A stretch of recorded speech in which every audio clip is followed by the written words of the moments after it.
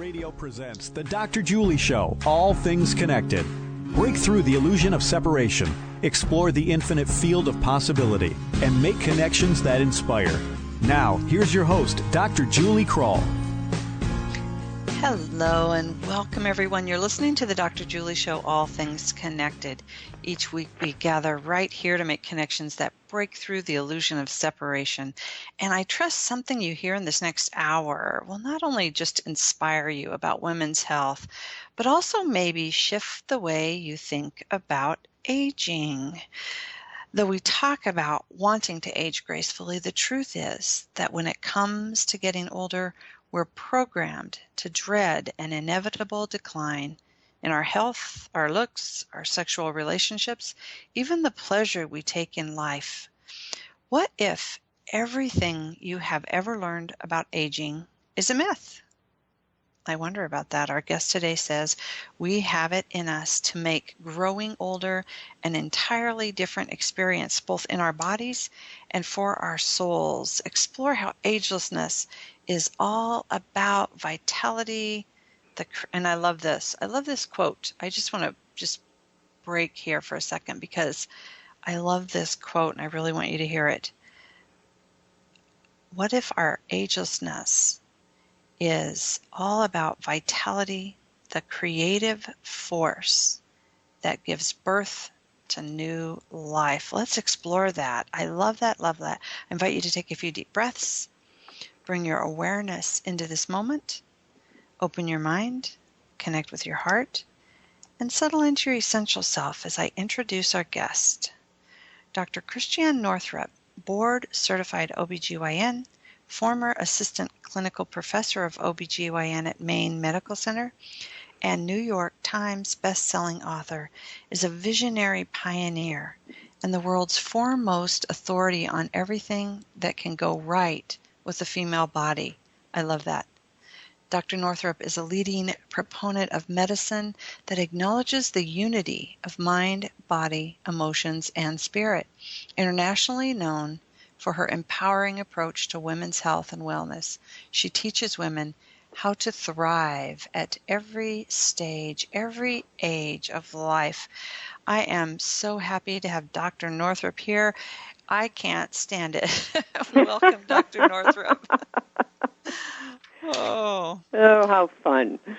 Oh, welcome, welcome. You know, I told you before the show, I just have had you with me for decades here, working on my dissertation, discovering my own body, going through the stages of life, and now I'm looking at Goddesses Never Age. Your wisdom has been this perennial gift to me in my life, so I'm so really thrilled and delighted to have you with us.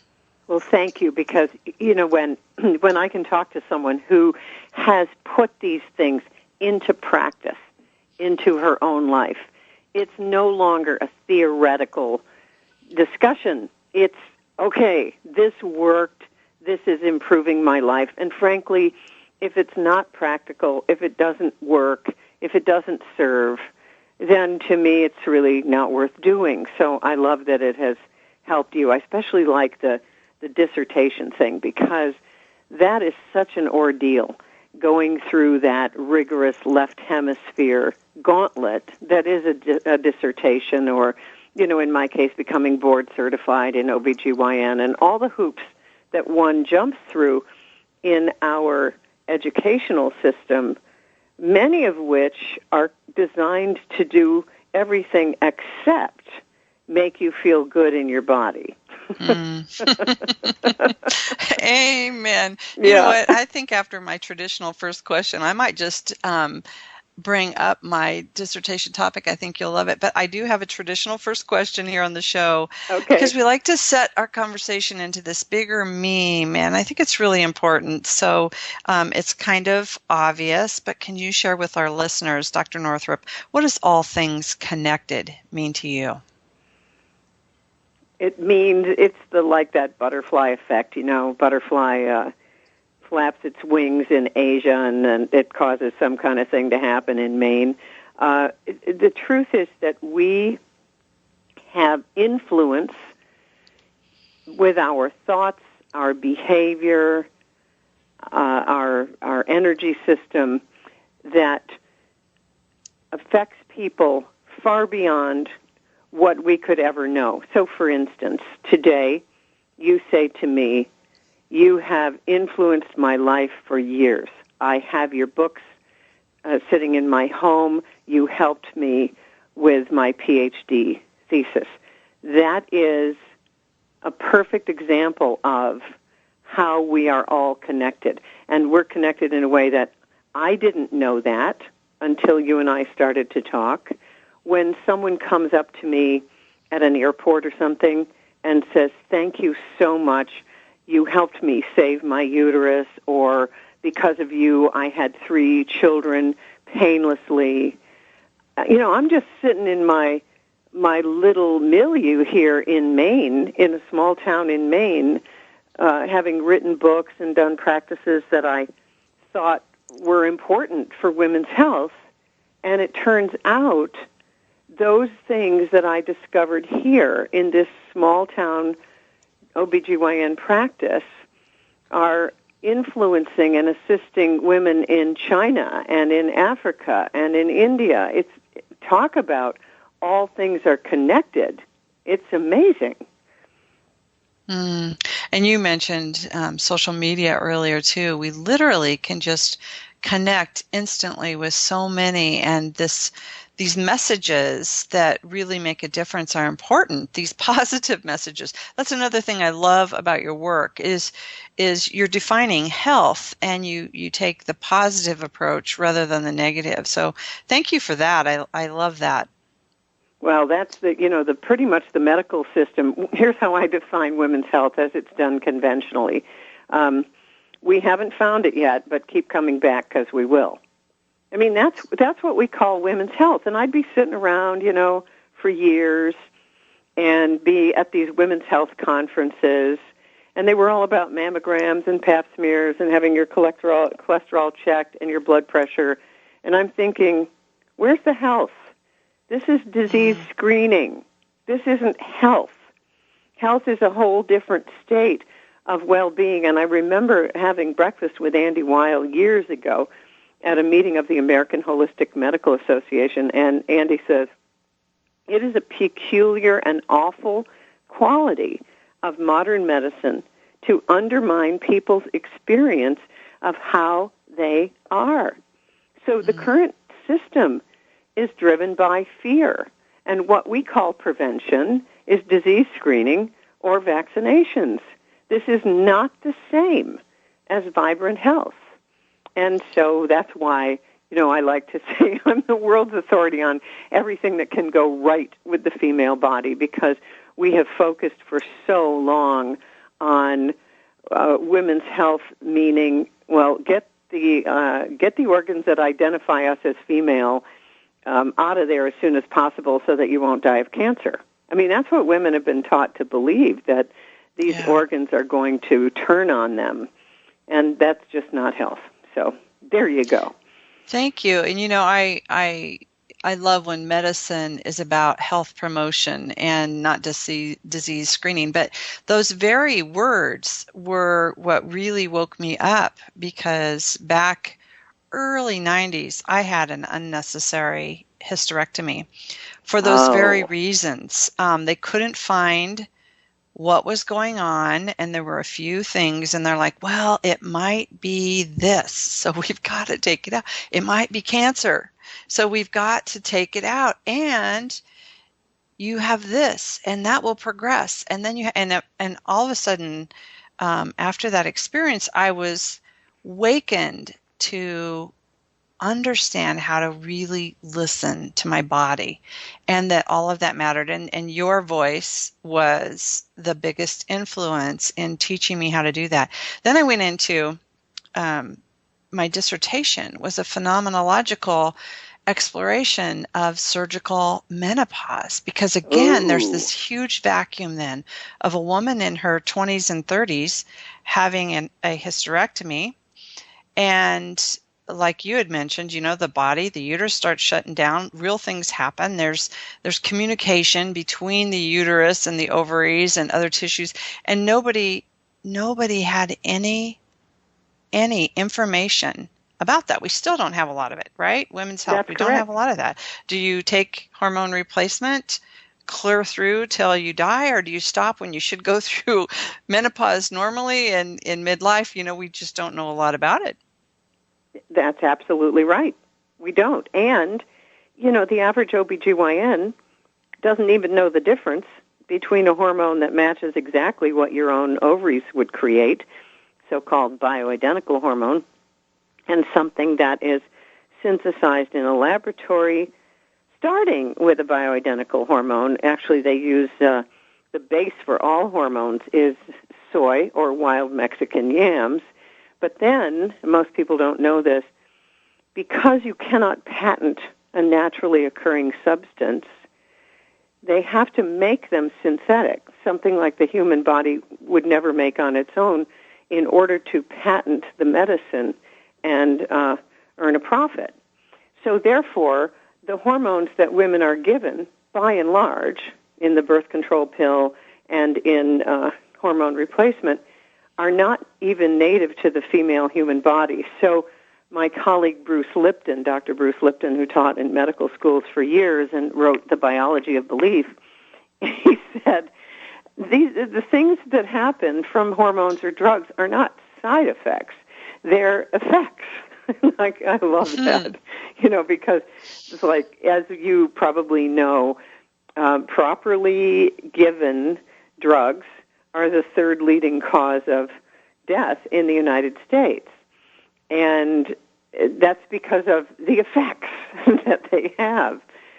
So therefore, it's always best when you can to take things from the natural world. And that doesn't mean, if you've had your uterus out in your 20s and your ovaries, then in that case, you really need hormonal support. But I would like to say one thing to all your listeners who've had hysterectomies, and currently that's 1 in 3 women by the age of 60 in the United States, and that is that your body, and I learned this from Anthony William, the medical medium, wonderful man who's a friend of mine, the body is always working on your behalf to heal itself. It does whatever it can do, and therefore, even when you've had an organ removed, your body still vibrates in wholeness. So on an energetic level, you haven't lost anything. And I think that's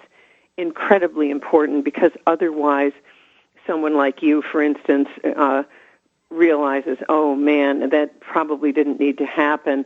Or women who've had both breasts removed for ductal carcinoma in situ, which is not cancer, and which that should never be done but is done all the time. It's an awful thing to have a woman look at me after I give this information and say, I had a double mastectomy and I never needed to have it.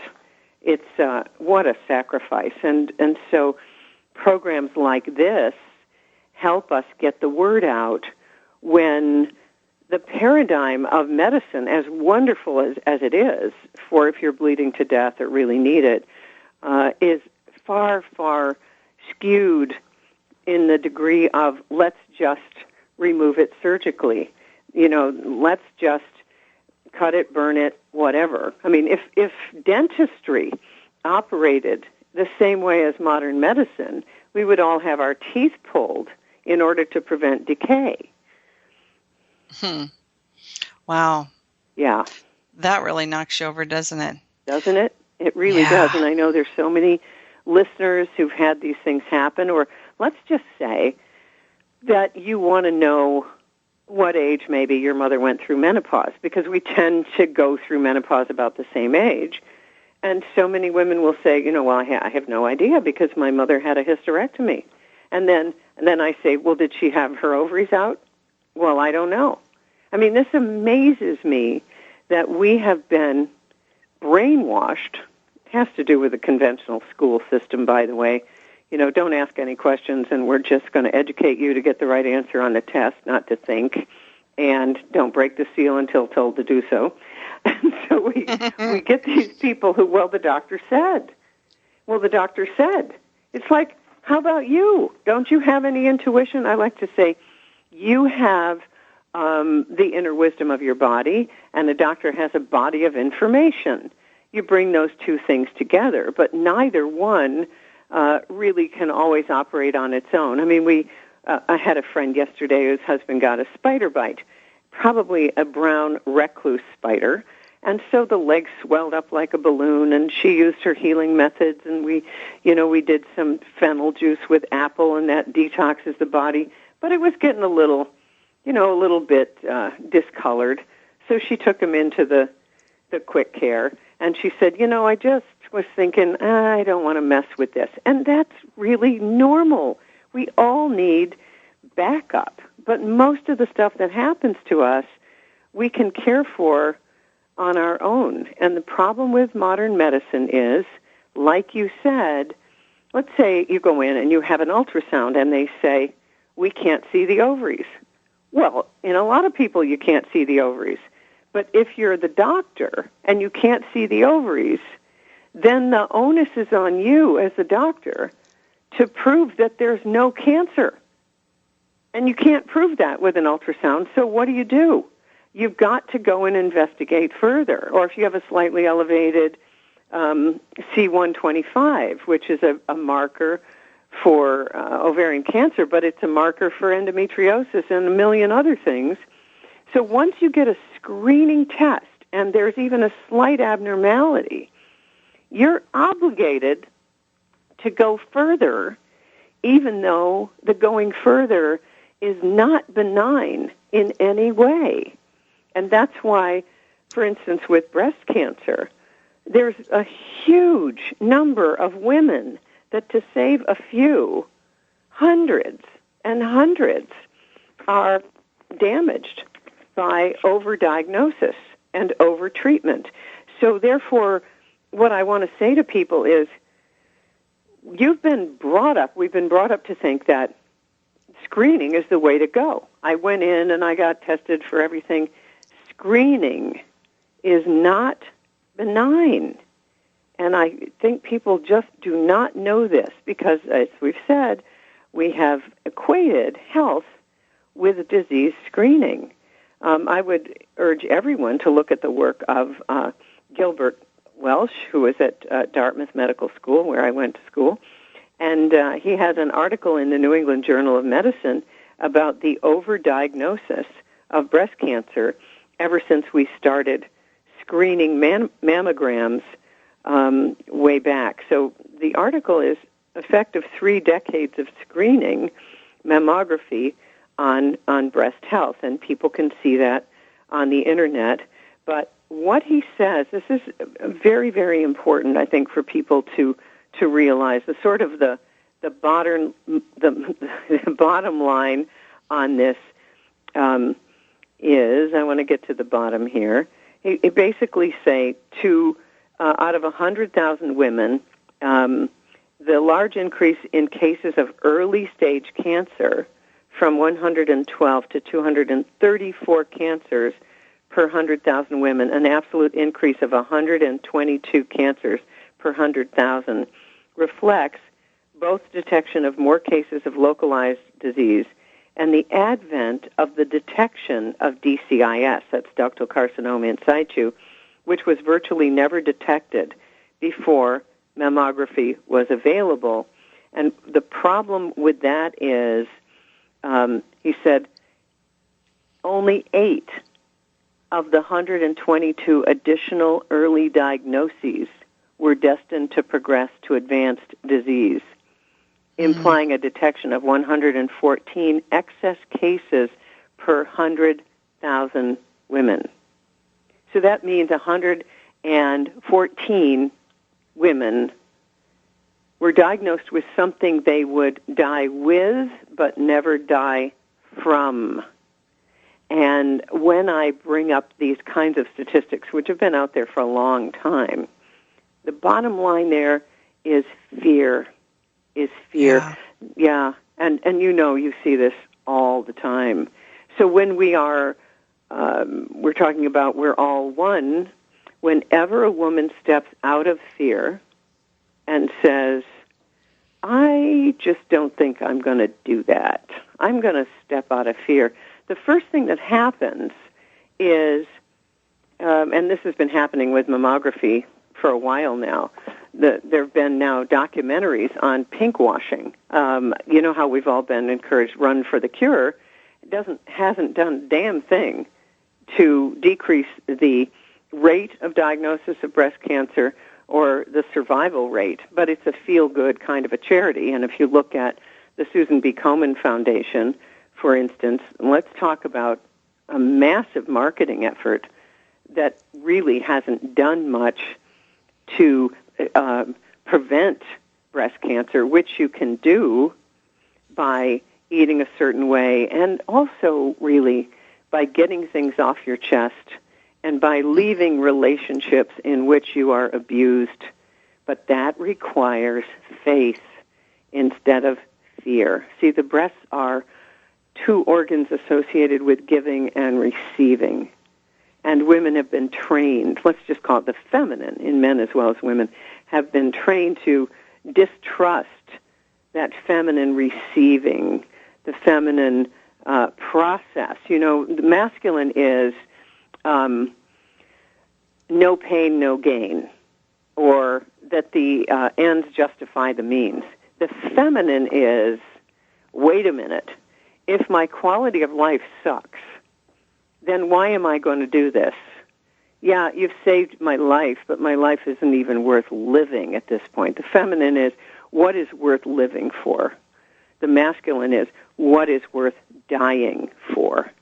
And we've all been brought up with the masculine approach, things worth dying for. And we each have to figure out what is worth living for. So I know a lot about medicine. I'm part of the tribe. And I didn't get a physical until I had to for life insurance recently. And then when I went in, I was shocked that they just have a, checklist depending on your age, because medicine is run in what's called cultural portals. So let's say age 50, got to get your first colonoscopy. Or in some cases, depending on whose guidelines you believe, because they're all over the place, get your first mammogram at age 50. And as though overnight, from the time you were 49 till now you're 50, boom, all of a sudden your bones are going to start to disintegrate, your breasts are going to seize up on you, and you're going to get colon cancer. It's not the way it works, but that's a cultural portal based on statistics, not an individual. So in Goddesses Never Age, I wrote a lot about cultural portals. For instance, the retirement age of 65 was created by Otto von Bismarck in Germany in 1880 to give people a little time off before they died. So the average life expectancy in 1880 in Germany was 24 months, 18 to 24 months. It's now 24 years. But we still have the cultural portal of 65 being when Medicare begins and when people supposedly retire, when in fact getting older is the opportunity to increase your value and competence. And I think this was shown so beautifully in Nancy Meyer's movie The Intern, with Robert De Niro contributing to Anne Hathaway's company so beautifully because of a lifetime of being competent and of service in a company. So what you find is, right now we have all these incredible baby boomers with a whole lot of skill and a whole lot of competence, and a whole lot of us are saying, wait a minute, wait a minute. I don't think really that this applies to me. So yes. I want people to just step out of the cultural portal. I even tell them, don't state your age and don't celebrate milestone birthdays. And here's why. We co-author each other's biology. So if I were to say to someone, oh, I'm about to celebrate my 70th birthday, then what do they say? Oh, you don't look 70, and what is 70? The only time I've seen it culturally a shift is the Netflix series. I think it's Grace and Frankie with Lily Tomlin and Jane Fonda. They've got a lot of ageist stuff in there, but by and large, it is an absolute interesting show about what's possible as you get older. But I don't even care what someone's age is. I dance tango with the tango community, and really all we care about is whether or not you can dance. And as with yoga, as with musicianship, as with a lot of things, the older you get, the better you get. And therefore the youth thing really doesn't matter much at all unless you are, a 20-year-old dancer with long legs, in which case all the men will dance with you because they don't care. But that's biology, and that's bigger than all of us. Oh, Dr. Northrup, this is so fun, and I really want to talk more about these cultural myths and really our paradigm of medicine and how they work together, because this is really important. We are talking to a lot of baby boomers here. But we're going to take a quick break. Before we go, I really would like to know, do you get a mammogram? Never had one. Never had one. Okay, listeners, you can find Dr. Northrup at drnorthrup.com. That's drnorthrup.com. We're going to take a quick break. So much more when we return. We'll be right back.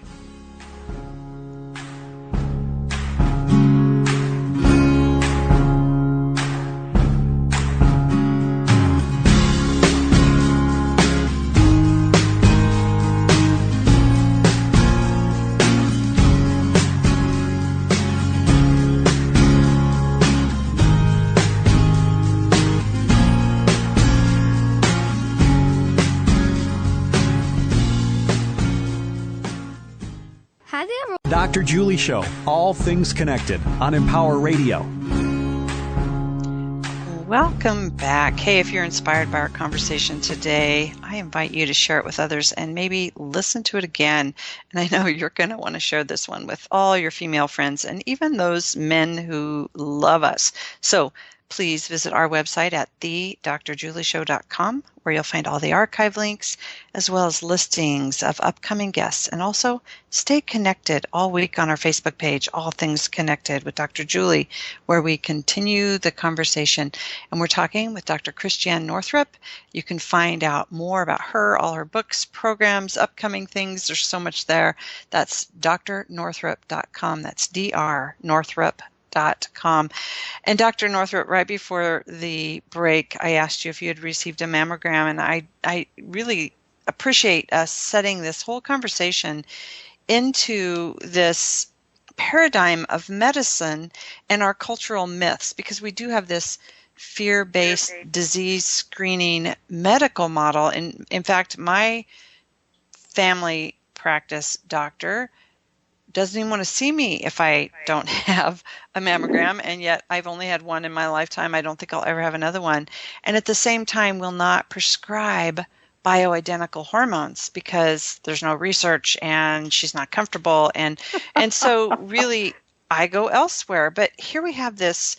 I want to bring our conversation in from this place of this fear-based disease screening medical model and all of these cultural myths really into our aging as well, because you write so well about all of these myths about women, our relationships, myths about our bodies, myths about the earth.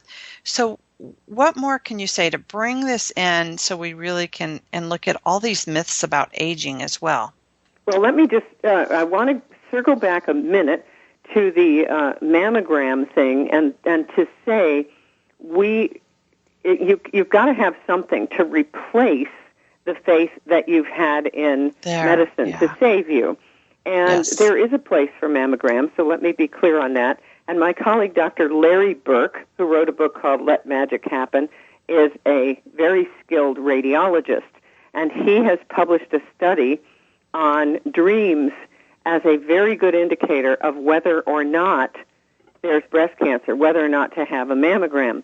And he has discovered that a dream that you have breast cancer or fear of breast cancer is a very good reason to have further testing, because that is your body's wisdom coming to you from the subconscious. The intellect is not operating during dream time. And so we have this inner guidance always coming to us. The title of my book, Goddesses Never Age, is actually referring to the part of us that is eternal, that is ageless, and that is our souls. And our souls speak to us through synchronicity and that kind of thing. So a dream of breast cancer would probably be a decent time to get a mammogram, or the screening model of choice for me and for many others is thermography.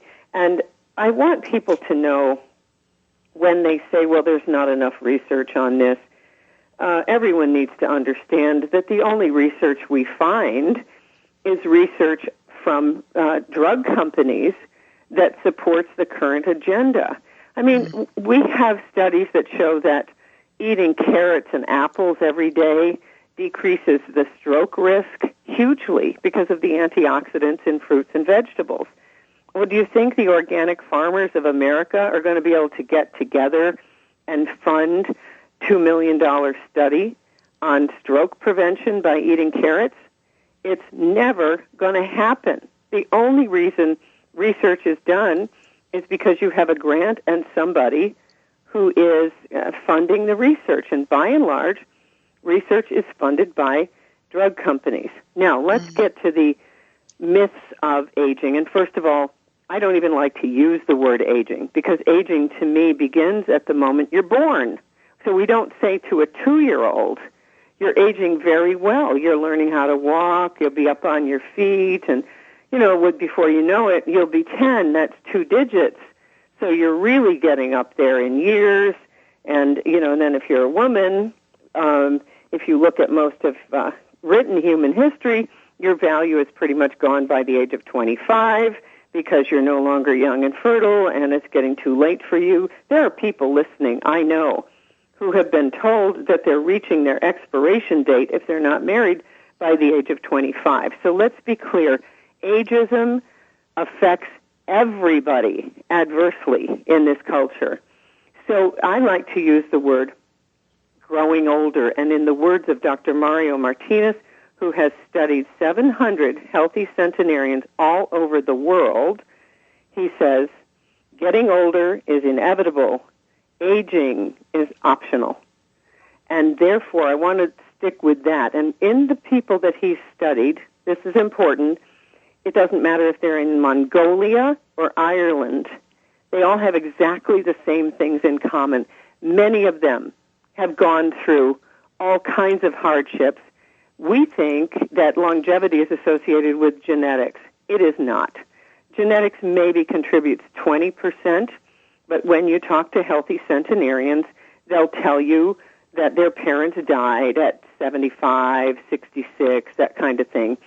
So it's not genetics, and it's not lack of stress. They've all had the same stresses of everyone else, but they have handled them with some, what I would call, soul qualities. So I want to give you an example of that. One of the women in his study is over 100. When she was, I think, 11, 12, somewhere like that, her mother had a boyfriend who sexually abused her, and one day she went into his bedroom, put a kitchen knife up to his crotch, and said, "You touch me again, and I'm coming after you with this." He left the house the next day and never came back. So she rose up in her soul qualities in probably 1920, before we even had, now women got the right to vote in 1920, so there were the suffragettes and there was a women's movement. There's much more now, of course, but every one of these healthy centenarians has a tremendous sense of themselves. They participate in righteous anger. Righteous anger is this. When you see a kid being abused at the next table at a restaurant, or if you see someone mistreating a waitress, and you see that that waitress's innate innocence is being threatened, you say something. And that, believe it or not, improves your immunity. Now, your show is, being how we are all one. Well, the body and the immune system has morality. And when we see something that is actually decreasing the innocence of someone, and we rise up to say something, our immune system improves. And that's fascinating to me. The other thing that these people do is they participate in two things Dr. Martinez talks about, and that is elevated cognition and exalted emotions.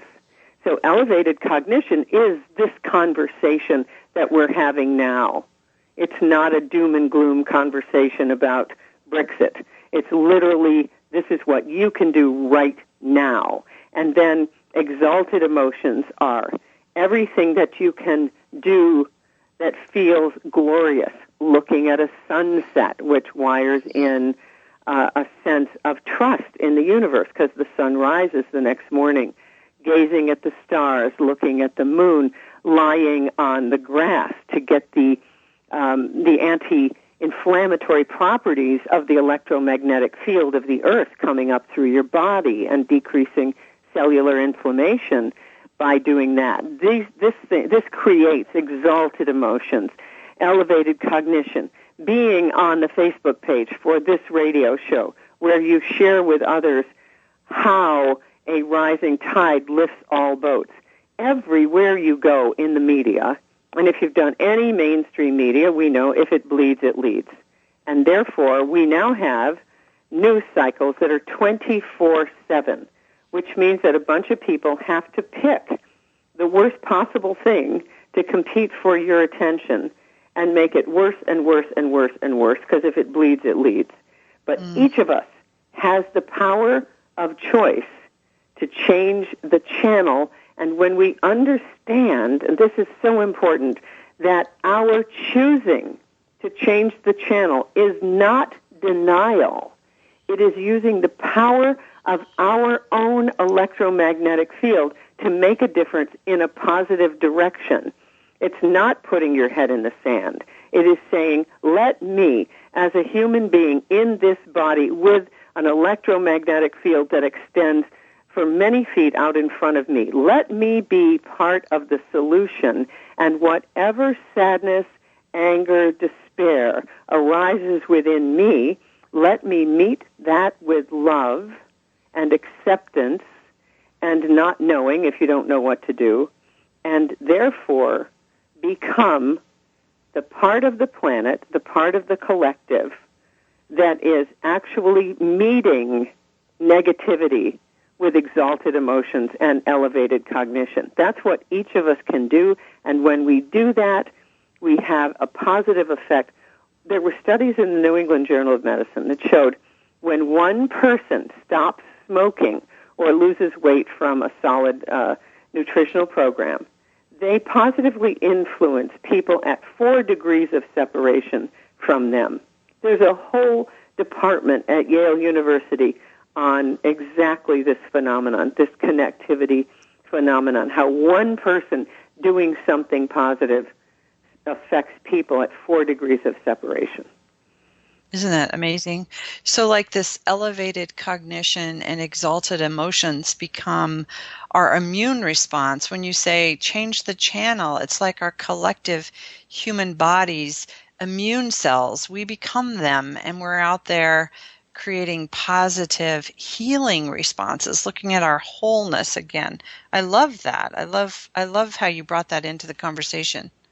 Good, because that, otherwise you turn on the news and you would just be inundated with imagery and music and all of that says, I might as well kill myself now because that's where we're all going. Yeah, and so then look at the human, our whole immune response when our system's in fear is so compromised. And what do? We turn on the news and we see fear and our body constricts, and that's not that. And I love this. I love when you talk about empowering women's health from the place of looking at what works and looking at what goes right in our body. When we're in a fear response, not very much goes right. We compromise that. Well, we do, and there's good biological reasons, and one is that the elaboration of the stress hormones, cortisol and epinephrine, depress immunity, imbalance hormones, and are the root cause of cellular inflammation. And then on the other hand, the exalted emotions produce oxytocin, prolactin, bonding hormones that make you feel at peace. And then there's the real ecstasy hormone, DMT, which is produced in the pineal gland, and it's produced very high levels, believe it or not, at the moment of death, and also during orgasm, and also during birth. So it's as though we are wired to arrive on a cloud of ecstasy and exit on the same cloud. And all of these things, the exalted emotions, elevated cognition, produce lots of what's called nitric oxide, which is a gas produced by the endothelial lining of every blood vessel in the body. This increases circulation, lowers blood pressure, and is the uber neurotransmitter in the body. And when levels of nitric oxide are high, then the levels of all the other neurotransmitters, serotonin, dopamine, beta endorphin, are balanced out. And we now have a situation where way too many people are on psych meds, some of the very most addictive medications in history. Takes a long time to get off them, though you can. And you don't need those because the body is actually designed to produce those. No one has ever found, this is important, no one has ever found a, quote, chemical imbalance in people who are depressed. To learn more about that, there's a book called A Mind of Her Own by Kelly Brogan, who's an integrative psychiatrist, and she talks about the research that led to so many people being on psychiatric medication that we don't need. But what we do need is we need love and we need acceptance, and we need to know that we're not destined for inevitable deterioration. So let me give you a fact that will uplift your female listeners, and that is the research that is by Gina Ogden, showing that it is women in their 60s and 70s having the best sex of their lives. Well, thank you for that one. Thank you for that one. I love that. You know what? I think this whole conversation is really important, and I just want to give you just a few minutes. I always like to say that the medicine needs to match the consciousness. And when we're talking about this mind-body connection and this holism that we're talking about, let's give our listeners, and we just have about 10 minutes. I want to make sure I can also bring up your supplement for menopause, which is important. But what are some of those healthy mind-body prescriptions? What are your daily practices that create this agelessness that we're talking about? Beauty, pleasure, the divine, there's so much there. Let's just touch on it if we can. Okay. I really, at the moment, I'm doing a daily gratitude video on Instagram called, 366 Days of Gratitude, which I started January 1. So what it does is every single day I make this little video on something I'm grateful for. When you do that, you begin to focus on all the great things around you, and in a very short period of time, because you're constantly looking for what to write down or what to say or what to take a video of, it changes your whole focus. So that's one thing. The second thing is I record my dreams. I get up in the morning and I record them in my iPhone, and then at the end of a month I'll write them all down. There's tremendous amount of guidance in dreams.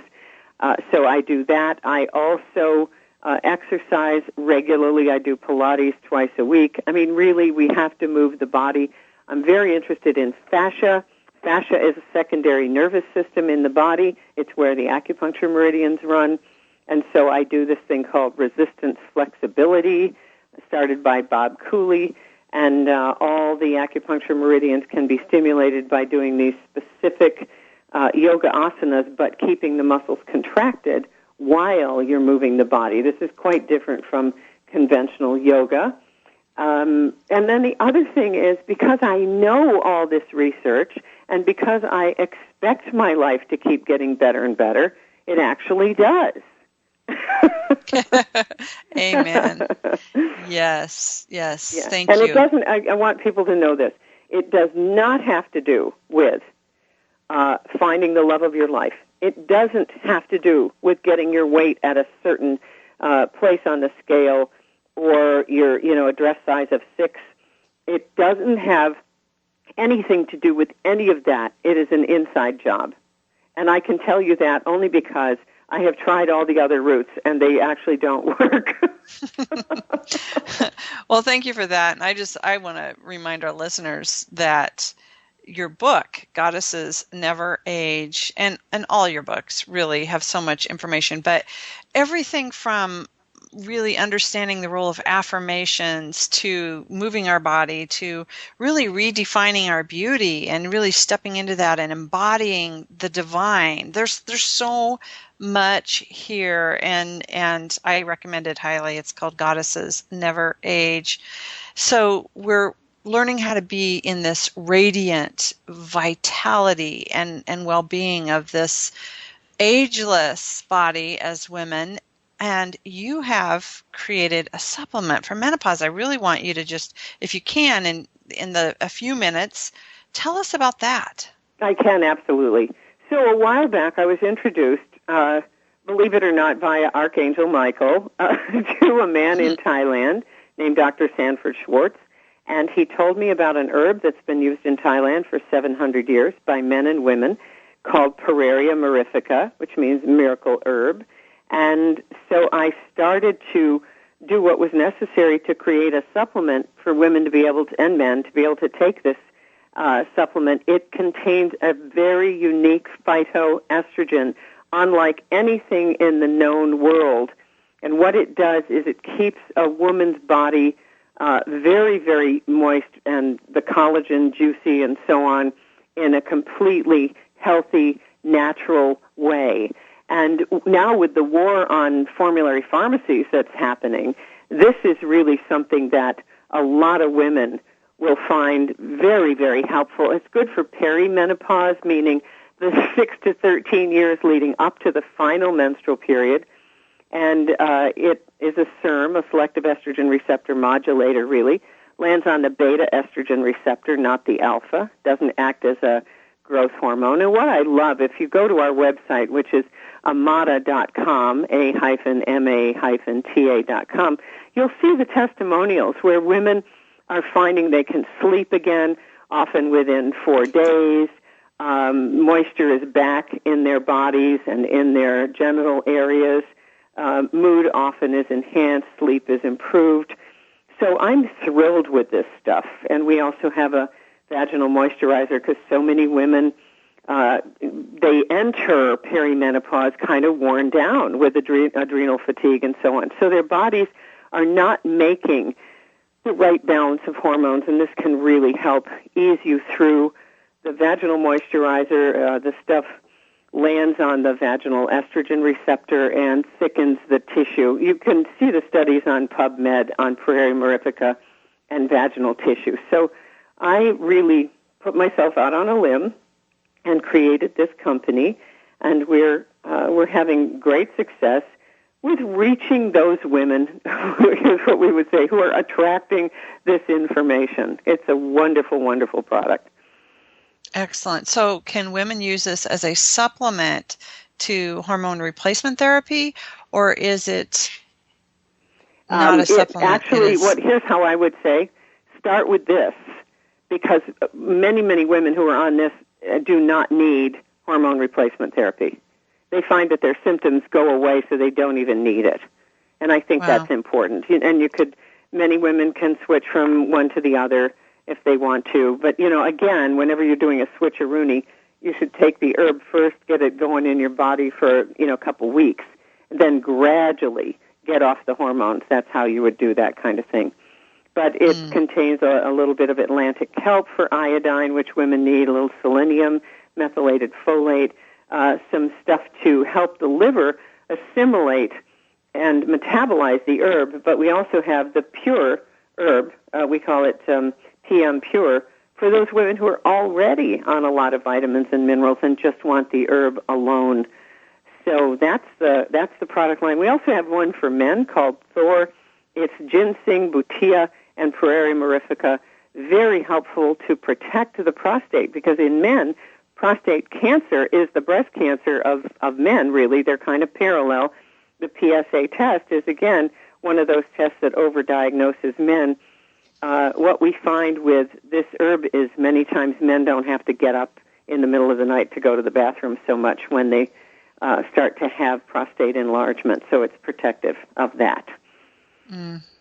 Well, thank you for that. I wish that we could just do a marathon or a series of these, because we barely scratched the surface and our hour has gone by so fast. But Dr. Northrup, thank you so much for sharing everything that you did. And I always love to listen to you as well as read, but it was really a delight to just sit and have this conversation with you today. Thank you so much for joining us. Thank you, and thanks for being available to my material way, way back. Oh, you betcha. I have given your book to so many people, and I have a daughter, and she owns it as well. And yes, almost every book, I'm sure. I need to look and see if I'm missing any, but I don't think I am. So, okay, wonderful. It's been a delight, and I just want to remind our listeners we're talking with Dr. Christiane Northrup, and you can find so much more, and there's links to the hormone replacement, everything. Go to drnorthrup.com. That's drnorthrup.com. And remember, together we create connections for the greater good of the whole. Until next time, I'm sending you a world of love. Bye for now.